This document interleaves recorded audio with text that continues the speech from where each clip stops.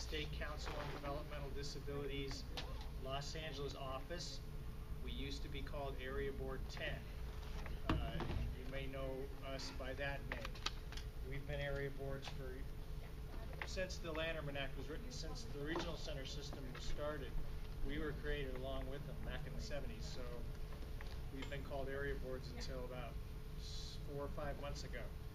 And now we are State Council on Developmental Disabilities, LA office. We work, as I was saying before, we work with all 7 regional centers in LA County. Eastern Los Angeles is one of them. Lanterman, San Gabriel, Pomona, South Central, Harbor, North Los Angeles, and I missed somebody. West Side. And each one of them does things a little differently. And I was getting to the question about camp and certain services that were cut. What we're going to talk about today, those things are specifically cited in the new law as okay to buy. Okay, to put it quite simply. This will solve that problem for people. Unfortunately, it's going to take a while for this to start. Okay, it's making progress, but it's a bureaucratic process, and I'll talk a little bit more about that. So, self-determination. This is my plain language version that I do for folks with developmental disabilities and family members who don't know anything about it. So this is the general overview. Since we're a small group, feel free to ask questions anytime, all right? When I have a big group, like I did one last week for about 100 people, and then I did a webinar for the youth set, and there were 300 and something people. And I know when you have that many folks, you got to watch the questions. Okay. Basics. With this, with self-determination, you get what's called an individualized budget that you can use to spend on the services you get. Now, let me be clear, we're only talking about regional center money. We're not talking about school money. We're not talking about any other kind of money. This is just the money that the regional centers get to pay for services. You make a plan and you decide how to spend it. You decide how to spend it, okay? That's a big switch. Most people are used to being told this is what you can have and this is what you can't have. You hire the workers that will help you, that are going to work with the person that you're helping, or your family member, or the person themselves. You hire them directly. You contract with them directly. You don't go through the regional center, okay? You can find a person through the regional center, that's perfectly okay, but you're going to have a one-to-one contractual relationship with that provider. You get what's called a fiscal management service, and I'll go into more detail about that later. And they hold the money, and they cut the checks to pay the people that you want to hire. And they also make sure that they know what they're doing. You get help. You can get help from what's called a facilitator to help you do your person-centered plan, to figure your budget out and prioritize what you want to spend your money on, because it's a finite set amount of money. That training that I was talking about with the 60-something people, all we talked about was the facilitator. Okay, so just to give you an idea, that was a 2-hour-long training, and all we talked about was the role of facilitator. That's how complicated this law is. So what you're getting is a real brief overview. We could spend 2 hours just talking about how they determine the budget. Okay, that's another big, complicated thing. I will do my best to cover everything. Okay, let's go back and talk about how we got here. Back in 1998, and I started in with this in 2000. Okay, 1999, 2000. So I had hands-on experience working with this right from the beginning. We did what were called pilot projects or tests at the law said 3 regional centers, but 2 more regional centers voluntarily joined. So there were 5 regional centers back in 1998 that said, let's give this thing called self-determination a try. We'll test it out. And then after 3 years, the law said that they had to write a report to let the state know, the governor actually know, what worked and what didn't work, and back that up with some actual concrete data. At the end of that 3 years, the report, these are the big things that the report found. Everybody was perfectly happy and satisfied with this. People only bought things that they needed and they didn't waste money. Another way to look at it is they were what's called either save money or they were cost neutral. They didn't spend any more money than was already being spent on them. No one had any big problems or had to go to a fair hearing. Has anybody been to a fair hearing? Okay. It didn't happen during the, I'm just talking about that 3-year period that the report covered. Subsequently, there have been some problems with the people in the pilot, but in those first 3 years, there weren't any problems. And there's a reason for that, and we'll talk about that a little bit later. And they also recommended, that was the big recommendation, that everybody should be able to get this great thing. Everybody in the state should be able to get this great thing called self-determination. That was actually that was in 2001 that report came out, 2001, 2002, and now what are we? We're in 2015 going on 2016, so it took almost 15 years for this to actually get here. And the big reason why was the budget. Okay, we went from one crisis to another. We had the dot-com bubble. This is going way back. Remember the dot-com burst?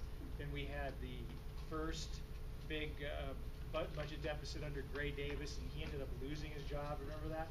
Okay. Serious problems, and that's why it didn't happen.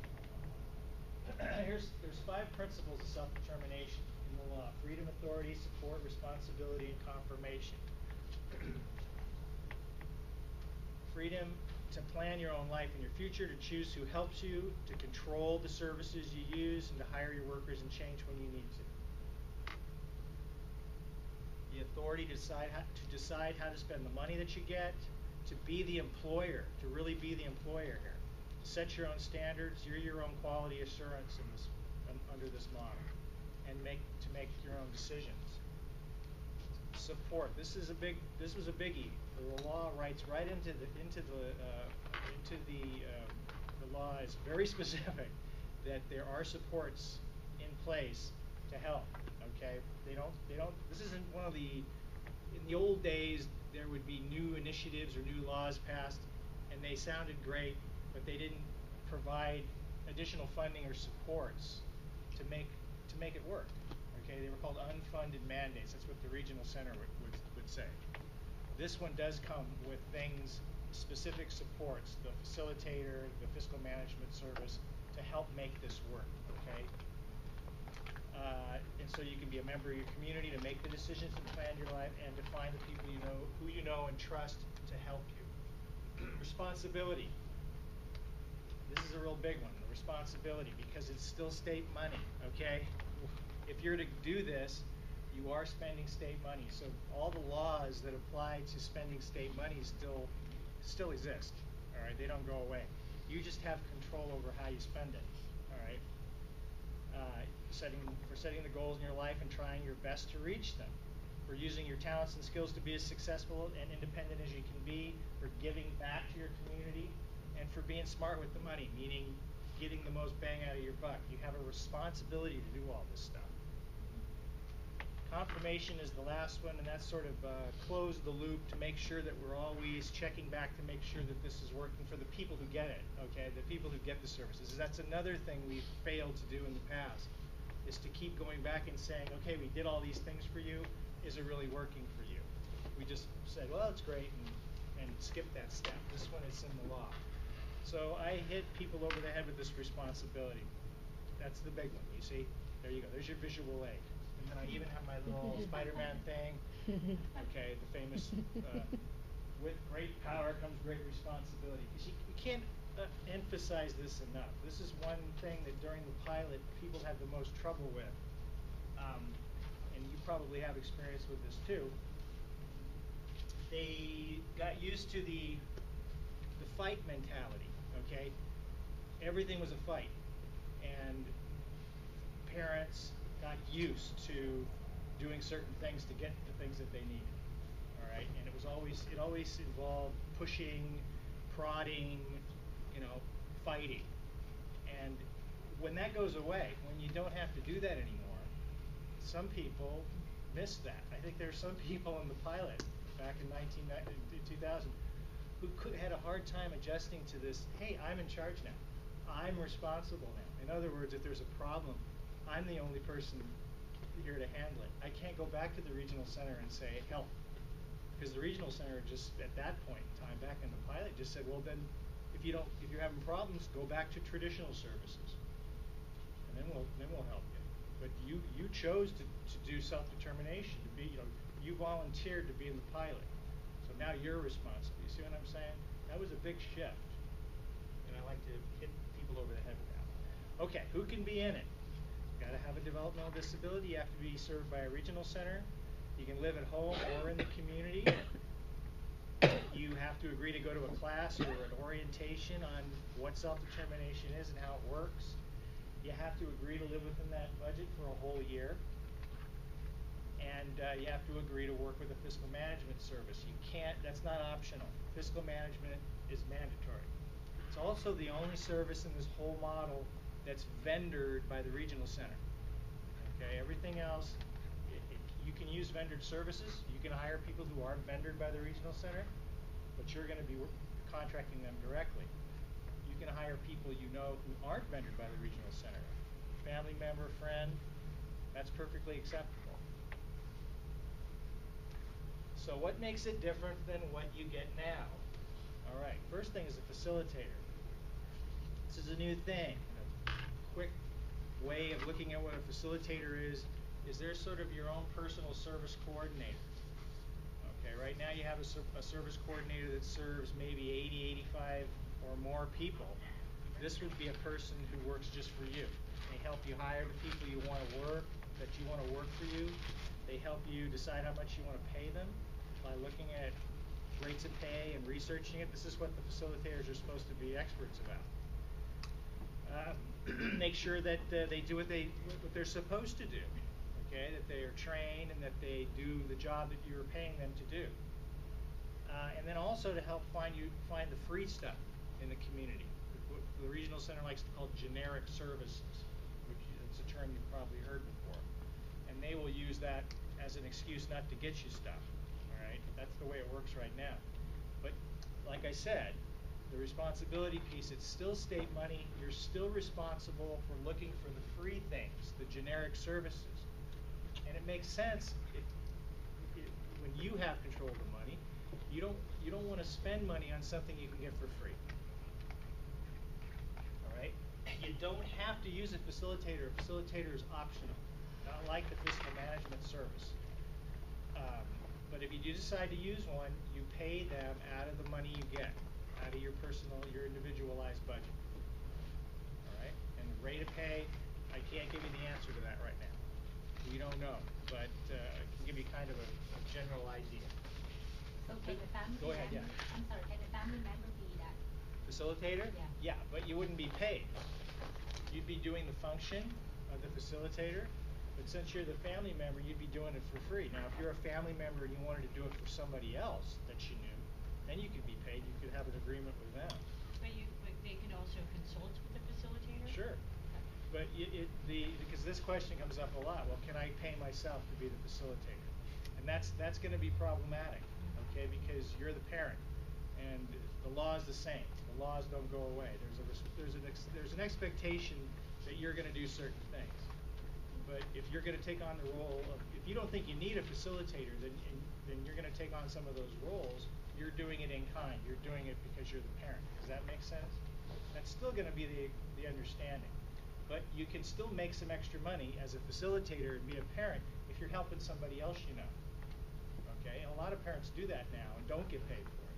Do a lot of support group stuff and go to an IPP meeting with a family, a friend that they know, and they don't get paid. Under this model, they could conceivably get paid something. Okay, does that answer the question? But do you require any kind of experience or anything like? That's another good question. And like I said, we did a whole training on the facilitator, and all I can tell you is that the law only says what things the facilitators are supposed to do. And they're supposed to do those things that I described. You know, help you with your budget, help you hire people. It says what they should have a knowledge of. They should have a knowledge of the service system. They should have a knowledge of what's out there for free, generic services. That's all the law says. It doesn't say 5 years experience, you know, like you usually get. It doesn't say anything like that. This is a big issue. And the people that were at the training that I did last weekend were, well, who's going to do this? Who's going to provide this training? Who's going to certify these facilitators? Great questions. We don't know yet. Over on the west side, the Autism Society of LA has been doing some training. We're going to do some more intensive, like day-long training on facilitation. We're hoping that people will come to that, and then they can at least say, I attended these trainings. You know, I learned about the law. I learned about the general responsibilities. But there isn't any rule attached to that yet. If there might be, but right now there isn't.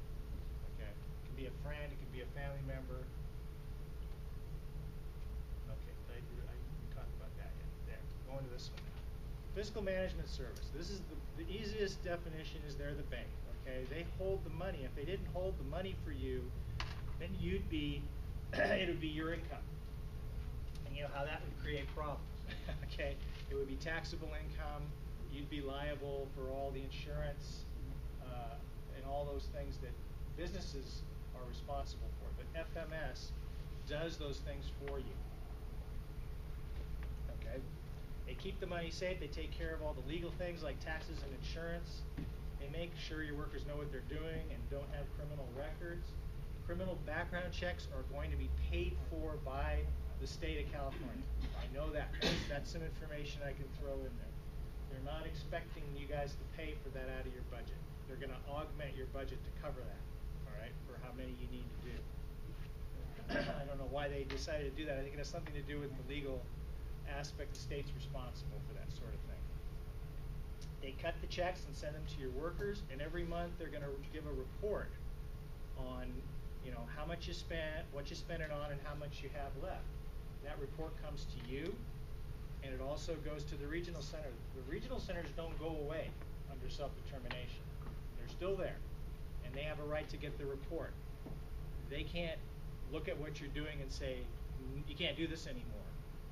You know, they can't do that. That's not allowable, but they have a right to know what the money's going to, what kind of services you're buying, and how much you're spending.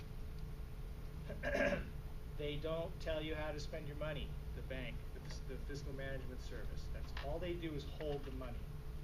Okay, and they have your plan and your money, and they do what you tell them to do, which is just pay the people that you hire. Local advisory committee. Every regional center is going to have one. The job of the committee is to make sure they're voluntary, I should add. The committee's job is to help make sure that the self-determination works and to help come up with ways to make it work better. The committee has to be made up of at least half of the committee members must be people with disabilities and or family members. It says the area board, that's how old this is, we're no longer the area board. We, the State Council on Developmental Disabilities, LA office, we pick half the members and the regional center picks the other half. One person that's on there mandatory is the client's rights advocate. You guys all know who the client's rights advocate is? You know what I'm talking about? Okay. That person's automatically on there. All of the advisory committees, just to give you a progress report, all the LA ones are more or less in place. I go to the San Gabriel Pomona Regional Center Advisory Committee meetings and the Lanterman Regional Center down in Koreatown. All set up, at 2 meetings, we're moving forward. The law says that each regional center has to have one of these committees set up and in place and functioning by the end of June, okay? And then they have to have their first meeting before the end of July, okay? So that's some progress. This is actually happening, and we take a lot of credit for that. We were the only state council office that took the initiative to say, you know, the law says we got to set up these committees, and this is an important job, and we're gonna start appointing our people, and we started bugging everybody up at the state. We're starting. What are you guys doing? And we won. They've mandated that they get constituted and have a meeting before the end of July. But we started months ago interviewing people. How does it work? Well, first you ask for it, and some of these things have changed a bit, and I'm going to give you a link that you can go to on the Department of Developmental Services site, and there's some brand spanking new information on there that pertains to this. First, you ask for it, and you have to agree to live within the limits of your budget. Then, with people that you know and trust, you do what's called a person-centered plan. What it is an IPP, an individual program plan, done in a person-centered way, which is completely different than what you're probably used to with an IPP. The traditional IPP is a checklist. The service coordinator takes the lead. You guys know what I'm talking about. They go through it, maybe an hour, you're done. And they say, see you in a year, see you in whatever, the next time we come around. That's not what we're talking about here. We're talking about, and here's another topic, a whole 2-hour training devoted just to this, person-centered planning. And I've done them. And it's a whole topic unto itself, because there's specific skills that need to be learned. The facilitator, that's one of the things the law says about a facilitator. You're supposed to know how a person-centered plan works, how you lead a person-centered plan and facilitate that process. Okay? Just to give you an example about the difference, under traditional services, before we started the pilot, that was what we got, 45 minutes to an hour meeting. Under the pilot, these person-centered planning meetings were lasting 3 hours, 4 hours, and some of them were even going over several days to get them completed. Just to give you an example. A lot more detail, because you have money you have a budget that you're looking at, you're trying to identify specific people to do work for you, and plugging all that in, prioritizing, it's very, very time consuming. Alright? Different process. So you decide how much you're going to spend on each of your goals, who you're going to hire. Then your person-centered plan, when it's completed, and it has all the same components as an IPP with regard to goals and objectives, okay? You may word them differently, but you have specific goals and objectives. And once you have all that done, the plan and the budget goes to the fiscal management service. And then after they do the background checks and make sure you didn't hire any criminals, they start paying the people. That's how it works. Right? Now, going back to that first thing about asking for it, and then there's the responsibility that there's a training that you need to go to, or an orientation that you're going to need to go to. This is being worked out as we speak. The curriculum for that is being worked out by the state. Okay?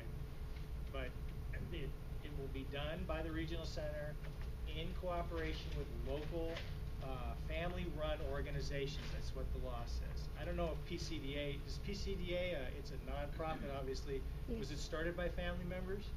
No, it wasn't. It was professional? Yeah. I think you could still make the case that you might be interested in doing this, because every time I do a training, like Fiesta Educativa is a family-run, Yeah. been around for 1,000,000 years. They are going to partner with Eastern Los Angeles to do these trainings, these orientations.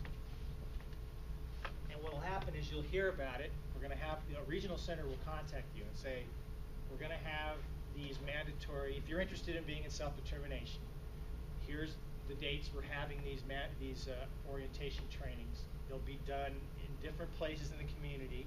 Okay, they have to do outreach to different groups based on the people that they serve, the demographics of each regional center.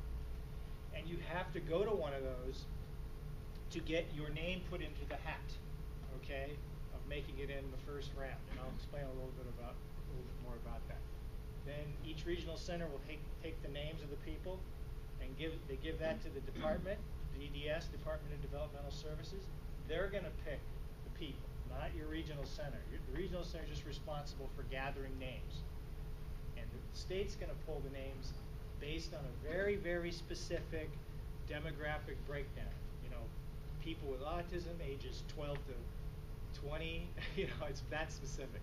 People with cerebral palsy, people who are white, people who are Asian, all that, based on what each regional center looks like. And each regional center looks a little different. Eastern Los Angeles has a large Latino community and a large Asian community. So there's going to be a lot of people in those two categories. And they also have a lot of people who live at home with their families. Other regional centers have a lot of people who live in group homes or live in independent living or supported living arrangements. So there's going to be a phase in, okay? in the first 3 years of this thing, and that's how they're going to pick the people. Okay, does that make sense? It's complicated, and there's more information. I've got a website where you can go look at. I'm giving you guys the basics, so if you have any questions, jump in. All right. This is sort of a side-by-side comparison about how things change. With a service coordinator, it has, like I said before, maybe 100 people. They can't tell you yes or no without getting a supervisor to say okay. This is the way it works right now. They have to make sure that the services you get cost as little as possible, meaning cost effective.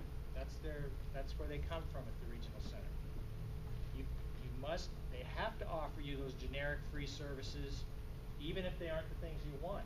Even if there's something that you aren't interested in, they still have to offer it to you first. And the service coordinator has to do all those things or they could get fired because they work for the regional center and this is what they're told to do. In other words, they can't be creative with you, otherwise they get dinged.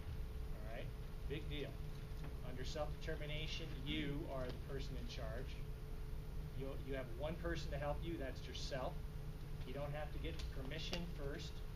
All you have to do is make sure you have enough money in your budget. You don't have to use the generic services if you don't want to. But like I said before, you have a responsibility because it's state money. If there's obviously something you could get for free, you're going to go for that. All right? You're going to get that because then you have more money to spend on other things. Yeah. Can you give me example of what are the generic services Like what? I don't know that. your insurance would be a generic service. You have an insurance carrier and there's a therapy that you can get through your insurance provider. That would be a generic service. See what I'm saying? You want to exhaust that first. You want to make sure that you can't get that thing paid for through that. That's one example. There's others. I'm tired and I'm going to blank. But anything that's free. Social Security. Yeah. Yeah. Yeah. Any benefit, that sort of thing. What's it called? EPSTD. There's early start. There's certain things where kids, at different ages, can get things from other providers that the regional center doesn't have to pay for. Okay. On Yeah. that, so if a child or an adult with developmental disability, who determines how much an individual truly can benefit from that service? So, like for a child, say applied behavior analysis or something like that. Say like a private vendor would say they would benefit from say 15 hours a week, but then a generic resource says no, you're good at 6 or 8 hours a week.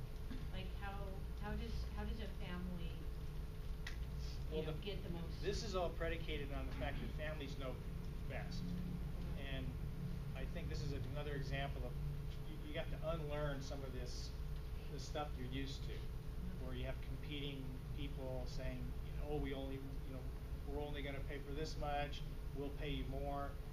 One of the problems is that the customer right now, in the current model, in the traditional model, the customer is the regional center, not you. So everyone's going to the regional center and they want to make nice with the regional center. They don't want to burn bridges. They want to make sure that they don't make waves so that they'll get referrals. Under this model, the way you determine how much you get, just fill in the blank, whatever the service is done through the planning, through the person-centered planning. So you're spending more time up front talking about what the needs are, dreams are, goals are in life. And if a particular therapeutic approach is going to help a child or a young adult to get there, to reach that goal, then whatever it is what you put in your plan. So you're really in charge of making that call about hours, but you're coming at it from the perspective of from the person's perspective now, instead of the regional center's perspective as the customer and the market driver. You see what I'm saying? It's a huge shift, and it's hard for people to understand. Good question. It's hard for people to understand that you're the customer now, and you're going to tell the provider what you want. All right. And you can't get fired. Okay. That's the last one. All right. The way the money goes. Right now, money all comes from the department to the regional centers. The regional centers have thousands of people to serve. So they have this one big lump sum of money that they get from the state to pay for everybody. And they bend themselves into pretzel shapes to find ways to, squeeze every little savings, all right? Regardless of what your needs are. They're always thinking about saving the money first. Under the new model, you and the financial management service or fiscal management service, they get the money in one lump, but it's only for you, for your life, for your kid, for your brother, whoever, whatever the case may be. Much less complicated situation, right? Service providers. I'm going to get myself a little more water. Oh, here. Oh, thank you. Yeah. I appreciate it. Service providers. Right now, they have to be vendored, or that means contracted. And once they're contracted with the regional center, they're kind of in the same position as the service coordinators. They got to do what the regional center tells them to do. Okay. The regional center decides how much they're going to get paid. A lot of the times, the rates the service provider gets. Thank you so much. A lot of the time, the rates that service provider get is set by the state, by the department. So there's no wiggle room. Under self-determination, the workers you choose can be anyone you choose, and they can do what you need them to do. That's really the simplest we can put it. It can be anybody you want to do the work, as long as you think they can do the job, and they're not criminals, as I said before. If they have the skills, if you think they have the skills you need, you can hire them. All right? And you decide how much you pay them. Big shift. Over here, regional center has fixed rates. They'll say, sorry, we can't pay you anymore. The state won't let us. The rate for independent living service provider is $19 an hour or whatever, okay? And that's all we can pay. Under this, you may have a good person, and this happened under the pilot, where they had a really good person that they were used to from the regional center, that the regional center had been paying for. But this person was ready to leave because they needed more hours, they needed more money, or they were going to school and they needed to have a flexible schedule. And the regional center couldn't figure out a way to do that. Okay? Because they don't have to do that. They just say, well, find somebody else. We've got other people out there. Who cares if you worked with this person for 12 years and you know them real well and they know your kid? The regional center just doesn't care. It happens often. Lots of times. Very common problem. Under this, you can work something out with that person. You can say, hey, you're working for me now. I have my own budget. Let's talk about how much you want. And it might be more important, and this is the way it worked in the pilot.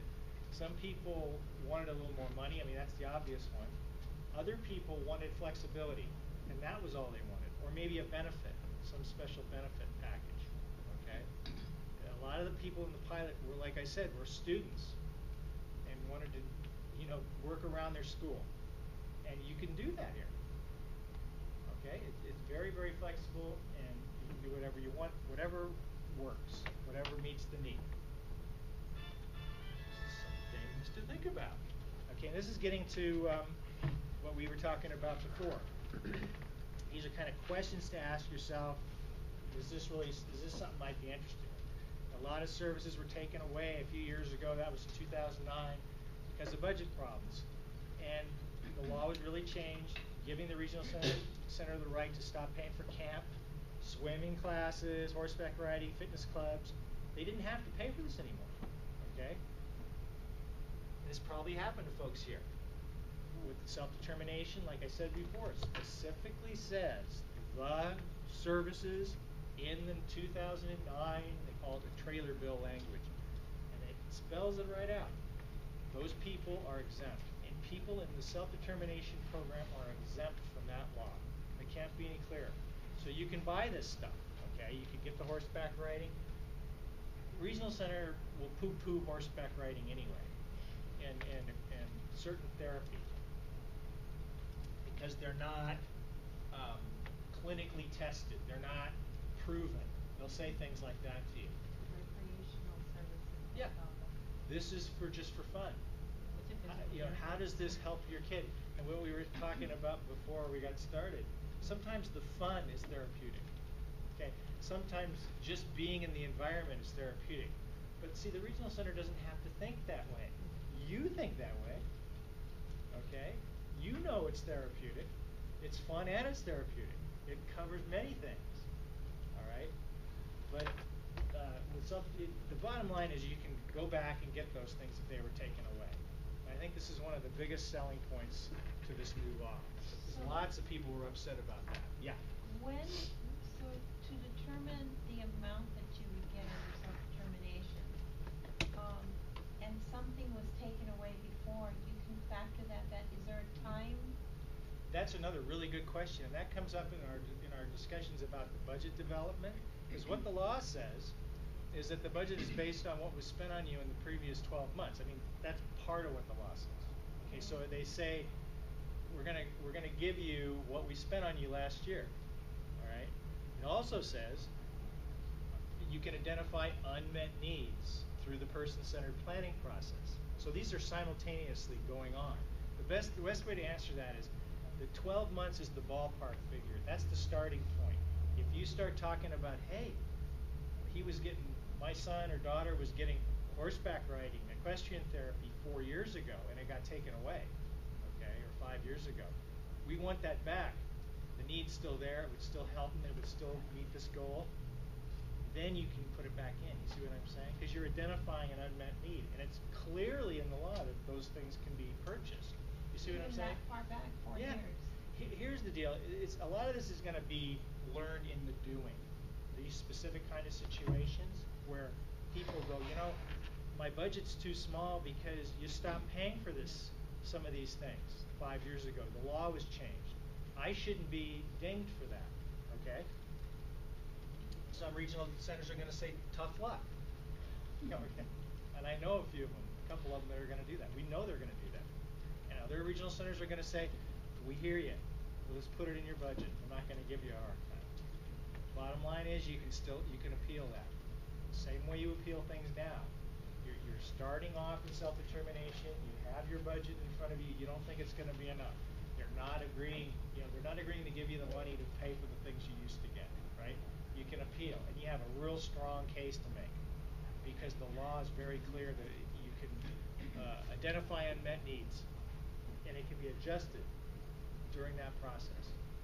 Okay? But they are going to start with 12 months, and the reason we emphasize the 12 months thing is because we're sure that 4 of the regional centers in LA are just going to say that. All we have to pay for you is what we paid for you the last 12 months, and they're going to stick to that, and they're going to have to be pushed. Okay, it's going to happen. There's going to be some pushback. Others aren't, and parents talk. A parent who lives in West Side is walking distance from a person who lives in Harbor. Okay, in certain parts of town, you can literally walk across the line, and they're going to say, "I'm getting it," and they're going to be, and the person in Harbor is going to say, "I'm not," and that's not going to be fair. Okay, and that'll help make this argument too. There has to be continuity. That's what the law says. You can identify unmet needs. Working is another big issue. I know most of the folks here, we're talking about kids and maybe young adults, but a lot of the people I work with and have known have been trying to get a job forever. All right, and the way the regional center does it, they say, well, if you want to work, then you got to go to the Department of Rehabilitation, and that can take forever. I don't know if any of you guys have had any experience with that, but it can take several months just for them to figure out where you are. And then at the end of this many-month period, they can legally say this. They can legally say, you're too disabled. We can't help you. So you wasted all that time. All right? And most people who are transitioning out of high school, parents who have kids who are 18, 17, 18, and they're looking to graduate or move on, they know that they're not going to be able, that rehab's not going to be able to help them, but they still have to do it. That's the way the system's set up right now. And then after that, after you get told no by Department of Rehab, then you got to go back to the regional center. And then they'll say, we got a nice day program for you. And I'm not knocking day programs, but it's not work, all right? Day programs are places to go, to do things, to be with your friends, and which is good. There's nothing wrong with that. But people want to make money. And the day programs will say, well, we'll help you learn skills that you need. How to write a resume, how to dress, how to present at an interview. Good stuff, but it's not a job. Okay? That's the way the system's set up now. Under self-determination, you don't have to go to rehab first. Now, once again, it's a free service. That's a generic resource. Department of Rehabilitation. If you're at an age and you want to work, there's an agency with resources and money that can help you find a job if you meet their little criteria, which is pretty restrictive. They tend to only take people who are pretty smart and independent. All right. If you have complicated life, if you do things that scare people too much, you know, if you're like my brother-in-law, if you're really big and you yell and flap your hands, they don't have to work with you. They'll just say, you're too disabled. Go to a regional center. All right. You don't have to go there first. You can use your money to pay for like post-secondary education, college, vocational school, or you can buy the equipment you need to start a small business, what we call micro enterprise. Okay, it's all allowable under self-determination. But if you go to regional center now and say, I'm interested in starting a small business, they'll go, huh? They won't even know what you're talking about. We'll go to rehab. Well, they won't help you with it. What do you want us to do? You know, that's kind of their attitude. They just throw up their hands. This one allows you to take the initiative. Would you be happier with the service you can get now? They would do things that you want. What this gets to is flexibility. Most of the people who help you now are paid by the regional center. That means they have to do what they're told or they're going to get in trouble. And like I said before, the regional center is the customer, not you. Under the self-determination, you're the customer because it's your money. Money talks, all right? You can keep a service you're getting now, ask them to do things that you want. And this example for this presentation comes right out of the pilot. There were people who went to day programs and they liked the day program. They were perfectly happy with the person that was helping them and the things that they did most of the time, all right? But the regional center says you got to go to a day program 5 days a week between whatever it is, 8 to 2 in the afternoon, and that's it, okay? No, you don't have any, you can't bend or flex that at all. Under self-determination, people said, you know, I like what we do on Monday, Wednesday, and Friday, but I don't like what we do on Tuesdays and Thursdays. Can I just come 3 days a week? And they worked that out. That's doable under self-determination. That's one example, but as you know, if you've started thinking, you can see there's a lot of things you could do differently. What we found from the pilot was people continued to use traditional services, but they used them in non-traditional ways. That was one of the findings from the report. Okay. So you don't have to recreate the wheel necessarily with finding services. You just might want to tweak the services that you already used to. Okay, does that make sense? Okay. Common question. What happens if I move to a different regional center? You can stay and the budget, everything you have moves with you. What if you want to leave the program? You got into it and you're like, you know, I don't think this is for me. Well, it's voluntary and you can choose. And if you decide you don't want to be in it, the regional center, this is what the law says. The regional center has to help you go back to what you had before. In other words, there's no retribution. They can't get mad at you and say, oh, you bad person, you went to self-determination and now we're not going to give you what you want. If you leave by choice, you have to wait 12 months before you can come back. All right, this is right out of the law. You have the same rights. Yes. Same rights under self-determination that you have now. What if the regional center says you can't be in this and you don't agree? You can ask for a fair hearing, like I was saying before. You can appeal anything that you don't agree with the regional center. And once again, this is another topic unto itself. This is something I could spend 2 hours just talking about preparing for fair hearings and strategy and stuff like that. We do a whole fair hearing training. What if the regional center says my budget's too big and wants to give me less? Same answer. Okay, that's kind of what we were talking about before. It's based on needs. And if there isn't a disagreement at the beginning, right when you're getting started, you want to have that fight. You want to make sure you test that. All right. But we do get a little hung up on the money. I'll say that. I'll say that much. And all the trainings that I've done now, I've been doing them and doing them and doing them. People are very worried they're not going to get enough money. They're thinking of a figure. They have a figure in mind. And what they're not thinking about is that just having control of the money, what a big change that is. Because in the pilot, one of the first things that would happen when we did the plan, we did the person-centered plan, we'd sit down and open the books. Okay? We'd lay everything out on the table, and the parents would look at these numbers and go, whoa, I can't believe you're spending that much money on this X service, because they didn't think it was very worthwhile. You know, they didn't care for it, and it costs lots of money. And they immediately the wheels start turning. Well, I could sure do better with that. So it's not just the figure, you know what I'm saying? It's the control and the authority over the money. That's a big shift, and that's worth it too. But you know, there are realities about certain services, like services that were cut. When will it start? Now this is all very fluid. Before self-determination can start, the state has to get funding from the federal government called a Medicaid waiver. It's called the Home and Community-Based Services Waiver. Waivers exist right now, and you guys are probably, some of you may be on the waiver. Okay, your kid may be eligible for the waiver.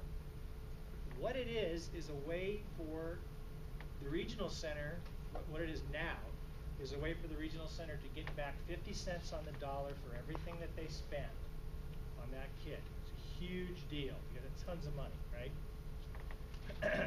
Under self-determination, they're going to create a whole new waiver just for people who have self-determination. And they have to apply for that. And it's a massive application form. It's 260 some odd pages long. And it has to get, the Department of Developmental Services has to work with the Department of Health Services on this thing. And the Department of Health Services, which is huge, by the way, huge operation, like 10 times as big as DDS. They're the ones who submit it to the federal government. They submit it to what's called the Centers for Medicare and Medicaid Services back in Washington. And then they approve it. That has to happen first. Okay, that has to be completed. What we know right now is that they have an agreement in principle with the federal government. Right now as we speak, they've looked at what we've put together as a state, and they said, looks okay in principle, okay? Now it's time to start the clock, as they call it, ticking. We've been off the clock. Now we're going to, it looks like soon, going to be on the clock. The feds have 90 days after they get this thing to say yes or no, or send it back for more details, right? We like it, but you made a mistake here. Please fix that, and then they'll approve it. 90 days to do that process. Could go longer than that. Okay, if they find some mistakes, all right. But right now it looks pretty good.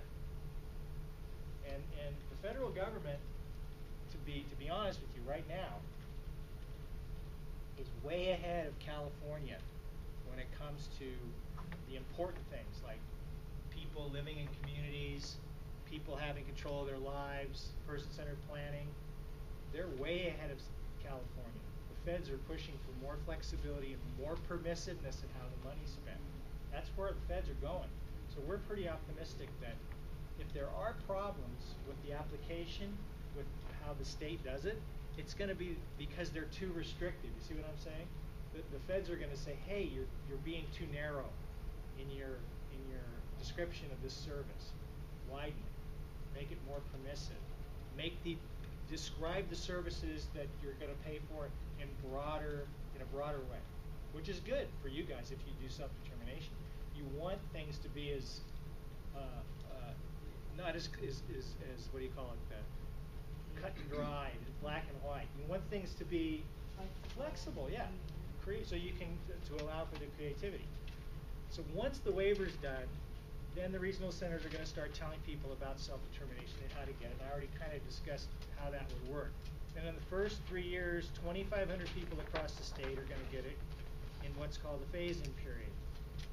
And that process of those 2,500 people is what I was talking about before.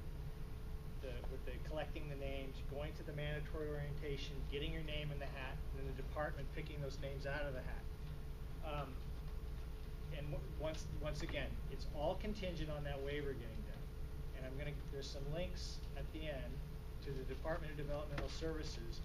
There's also a way to get updates from the department just by giving them your email address. Okay? And this one came on the 5th that talked about the agreement in principle, and it also had much more detail, specific detail about how the people are going to be picked for the phase-in period. And it also had information about the advisory committee saying they have to have one before the end of July. Okay, that was just recently updated. Once the 3-year period's done, anybody can get it. Okay? It's open to the state. So you said the 3 years starting this year?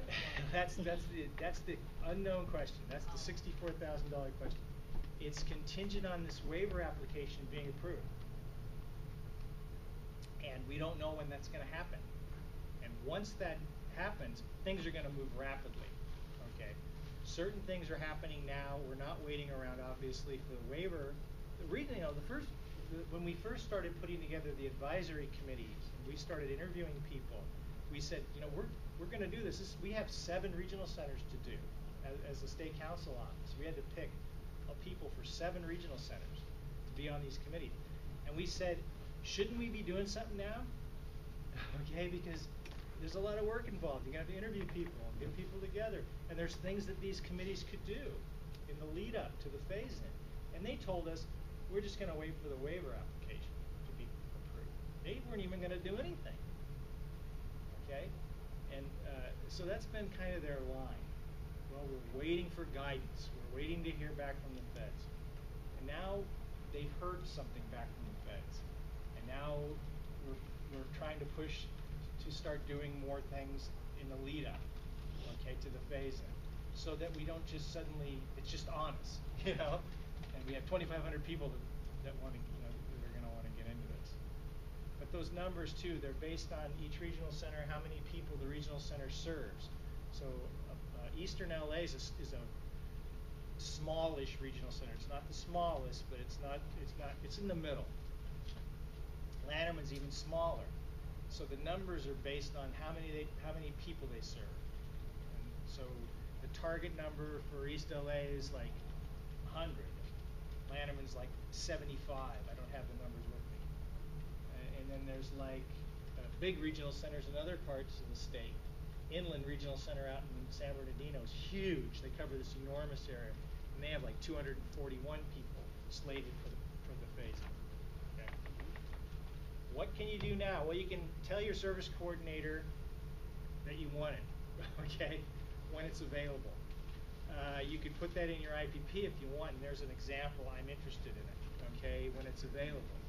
I can tell you that they don't have to put it in now, because, and it's a legal answer, but there isn't a service yet. It doesn't exist yet. But we're an advocacy agency, so we think parents have the right to put whatever they want in their IPP, okay? And let them say no. It couldn't hurt. Come to things like this, okay? Come to trainings. Learn as much as you can.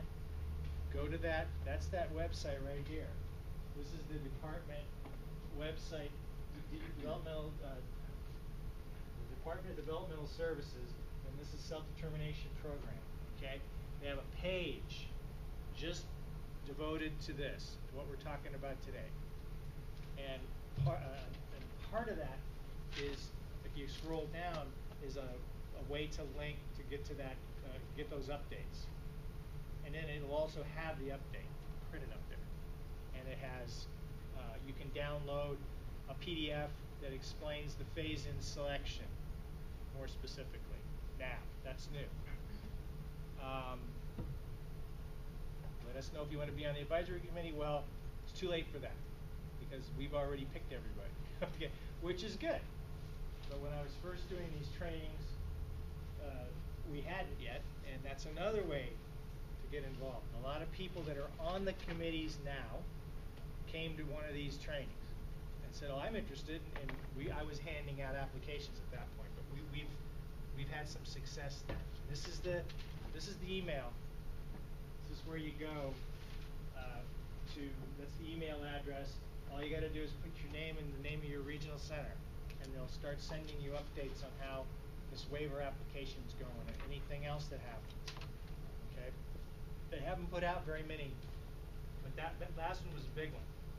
And now, I'm ready for any other questions you can. We can play Stump the Band. Anybody? I mean, like I said, this is a complicated topic, and it may not be something you guys are ready for, or who knows? Ask away. Just so I'm clear, on the waiver, you said before self-determination, you have to have that waiver. I'm unclear. I personally have to apply for my No. son, or the regional center applies? It's Well, the what is that? department. It's the entire state. Okay? It's the state of California Developmental Disabilities Service System and the Health and Human Services Division working together to apply to the federal government for the waiver. The state applies for the waiver. Oh, I see. So That's why we're at the mercy of that process. You don't have to do anything. So this is not in operation. This is still in its planning It is form still being. It is not for here years yet. that you said, like many years? If you include the pilot period and all the ups and downs between the pilot and now, yeah, it's been years. It's been 15 years. Over 15 years. And then if and when that happens, and it sounds like it's closer than we've ever been. Closer than it was, yeah. Yeah. There's a lottery system. So even though you've told your service coordinator you're on top of it, You might not and they get in. tell you you might. In the first 3 years. Oh, I see. Yeah. And the first 3 years aren't ticking yet. Well, yeah, Because we right. don't have this waiver. First 3 years aren't ticking yet. Okay. That's absolutely right. If you go to that website, if you go to that link, it explains all that. Okay, everything that we're talking about, how people are picked, what the waiver is. It has the waiver application right there. Everything has to be shared now. That's one of the good things that came out of the 2009 law that took away the services was transparency. The regional centers can't keep anything secret from you anymore, all right? Like how much they spend on services and stuff like that. So you can go to that website now, the DDS website, and you can download the actual waiver application if you're a glutton for punishment and you want to look at My very reports, boring. they're not giving them But to it's me. 267 something pages long, and it specifically spells out, here's the proposal, here's what we're gonna, here's the services we're gonna pay for that are fundable under self-determination, and it just breaks it down. It hasn't been approved yet. It says draft, okay, but it's there for you to look at if you want to look at it. Nothing's not available someplace. But yeah, you're right. I'm trying to think. The last I talked to the person in charge of the self-determination program at the state. I talked to her. Nancy Bargman was her name. She was optimistic that they'd get it done, and then it took twice as long as she said. This was just turning the application in. What happened was they turned the application in right on the last day that it was due. They always do that. And it got kicked back immediately because they forgot to post it on their website. There's a law that says you have to put it on it has to be a period of time for public comment. They just forgot to do that. Okay, which is pretty inexcusable and silly. When we heard that, we just thought, oh my gosh. And what that did though was it didn't add more time, it just stopped the clock. They took us off the clock. Okay? There's no ticking clock. But they finally got it back together and turned it back in. And we were worried, what's going to happen now? No clock. But they were talking. The feds were talking to us. and they talked for a month or two, and they figured it out. Now, I also talked to a person who helped write the law. One of the parents who sat there and is in the picture with Governor Brown at the signing ceremony. And he's pessimistic, but he's thinking a year from now. He told me that was about a month ago, so within a year from now, he's anticipating this is all going to start being rolled out. And people go, another year. Well, I've been working with this since 1999, and a year doesn't sound like anything to me, and that's going to be here like that. Okay? But I think optimistically it could, a year. I'm going to go with a year. Because once that's done, then we're going. Then we're great guns. We're in that 3-year period. If you go to an orientation, you guys will know what this is. Okay, you're going to be ready when the regional center says we're having this meeting. You're going to go to it. You're going to get your name in the hat. If you don't know about it and you weren't paying any attention, you have no chance of getting in the first 3 years.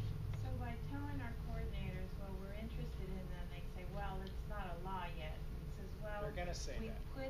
we're going to put it on the IPP. Is that an obligation for them to tell us? That's the reason that they will cite for not putting it in the IPP. What you just said, because what they'll say is, we're not going to put it in your IPP because if you don't get it, you'll get mad at us. And they're right. I think some parents would get mad. All right. So we're being real careful. We're telling people it's just a way to let the regional center know you want this. It doesn't give you any special. It doesn't put your foot in the door. It doesn't mean you're on a waiting list.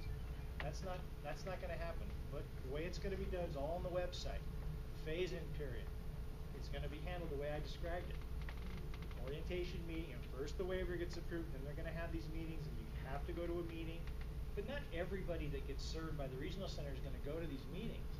Okay, it's going to be the people who are paying attention are going to go to these meetings.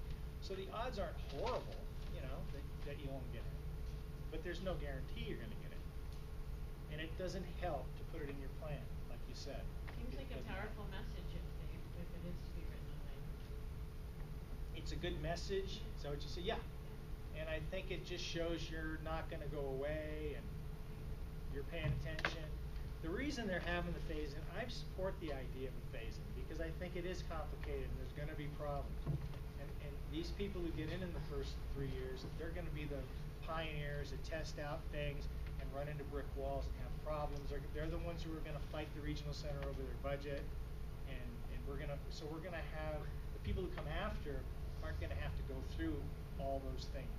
We're going to have some specific guidelines in place by the time that it rolls out statewide, because things will have happened. Does that make sense? So it isn't necessarily bad if you don't get in the first 3, because then you're in that front line and you might end up fighting more at that period. Yeah. But I thought you said they already in pilot for 15 years, so we have to fight with the regional center for those 15 years? The pilot ended at 2001, technically. That was the law. Okay, the law said we're going to test these pilots for 3 years and then write a report. That's what I described to you guys. And people stayed in the pilot.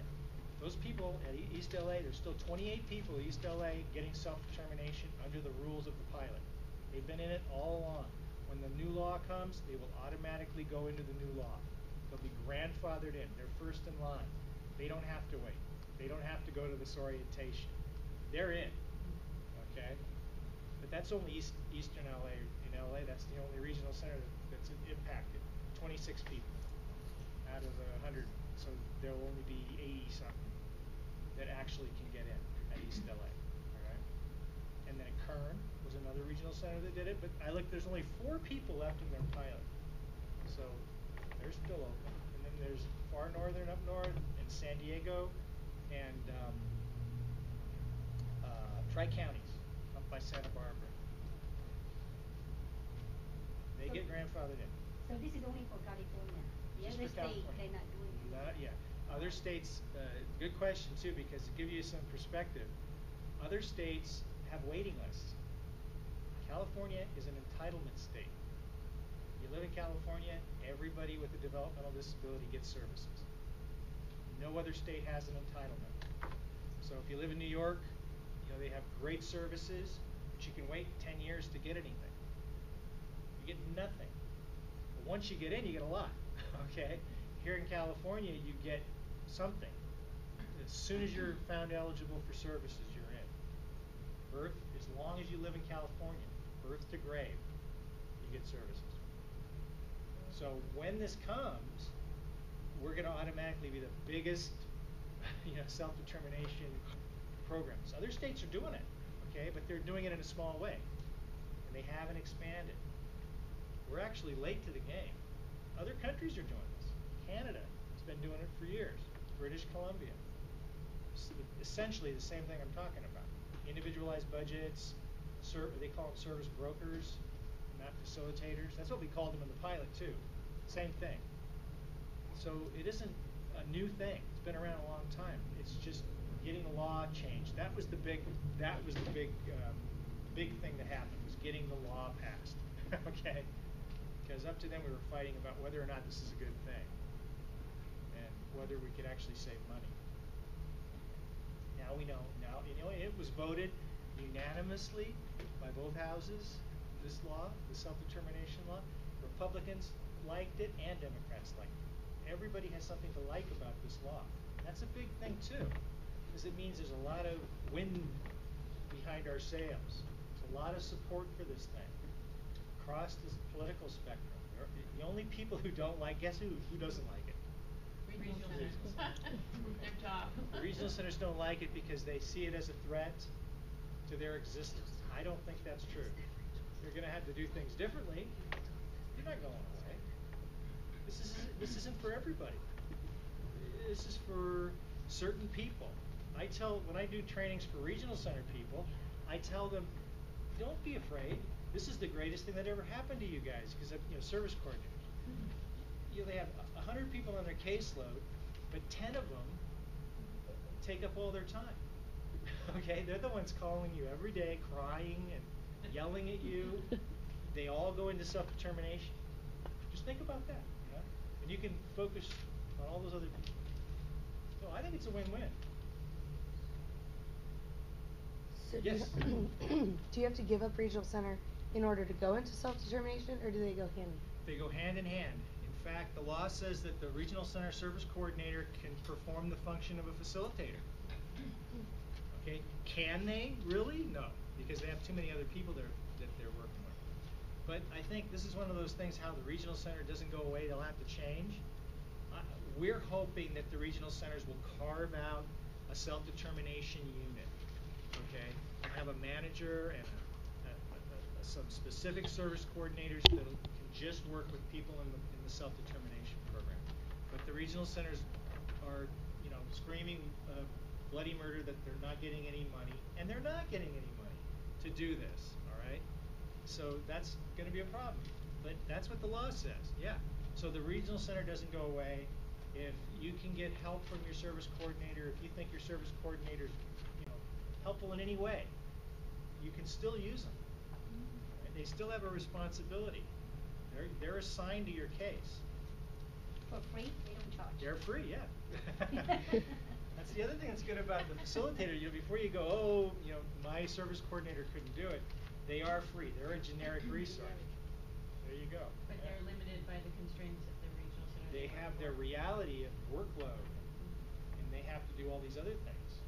And this, by nature, requires focus and more of your time. It's all about time. It's all about workload. But they can do certain things to help you. And certain people may not need, like I say, it's voluntary. It's not a required thing, having a facilitator. If you're smart and you know what you need and you know how to get stuff and you have the time to do it, maybe you don't need a facilitator and the service coordinator just giving you tips and doing what they're supposed to do, which is called service coordination, instead of the, I'll get back to you, the no person, okay, the gatekeeper. They don't have to be the gatekeeper under self-determination. So it frees them up to think differently. So everybody's going to have to think a little differently. Yeah. So once you have the budget, it's always the same budget every year, or do they increase it It's a good question. as inflation? It can change up or down. It's totally based on need. Things change. Right. That's the way it is now. The way the rules work now, you might have a catastrophic illness and need all sorts of different services that are very expensive for a while or forever. Same thing applies. So we go back to the. Every year you re-look at it.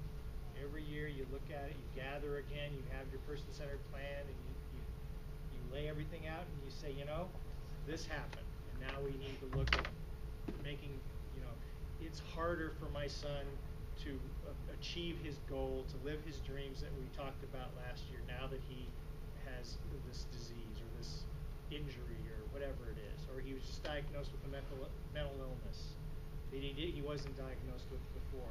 Now we're looking at all sorts of different things. Or he finished school, try to be on a more upbeat way. He graduated from junior college, and now we're looking at starting his business. That wasn't going on in year one. Now it is. Now it's all about building his new business and the challenges that require. There isn't going to be that. You're talking about need, and if you can identify an unmet need or that something's changed, then the budget adjusts accordingly. I won't say up. It could go down. Okay, it just depends on your specific situation. Anything else? So it's not going to start in July like they thought it was. This July? Who told you that? About 6 months ago, I was at Pasadena Unified, like a Was board that me? meeting. I don't think it was you. I did the CELPA. Was it the CELPA? I did a No. CELPA meeting for Pasadena Unified, and that was a long time ago. No, this was like 5-6 months ago, and they basically said, like, call your coordinator. I also heard that it was just for Lanterman, so Yeah, just a little bit it depends on different who was information. delivering the message, but no, that was really Okay. never in the cards. I guess if they turned it in right when they were supposed to and it got approved immediately, it may have happened in July, but no one ever That thought. doesn't happen. It's just not the way it works. We're talking about two big bureaucracies dealing with the federal bureaucracy, which is usually the biggest problem, right? Everyone worries the most about the feds. And ironically, they're going to be, I think, the saving grace here. They're going to push California to do it better. I think California is going to come in too tight with the definitions and all that. In fact, that's what their problem that the feds had with the initial application that got kicked back, along with not having the public comment, was the requirement about settings, which means where people live that receive the services. California was being too restrictive, and they wanted them to be more expansive about where people can live to get this. California was trying to put restrictions on where you could live, and they said no, it's got to be open to everybody, right?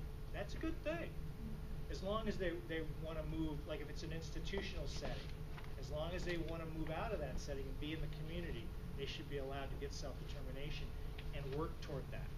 You see, so if you can live in a group home or an institution and get self-determination, as long as it's in your plan to be in part of your community, move out of that institution in the future as soon as you can. Does everybody know everything now? You're all geniuses. Your home number? And I didn't bring any cards because we had the name change and the state's so tight, they wouldn't give us the money for new business cards. So I have to, I won't say that, I'll just say I have no idea how I'm supposed to get new business cards. You can get that info Cards from talk Brandy, to right? people. You've got all that, yeah. And go to the website and look, spend some time reading about it there, lots of good stuff. So thanks for coming. Thank you. Thank you.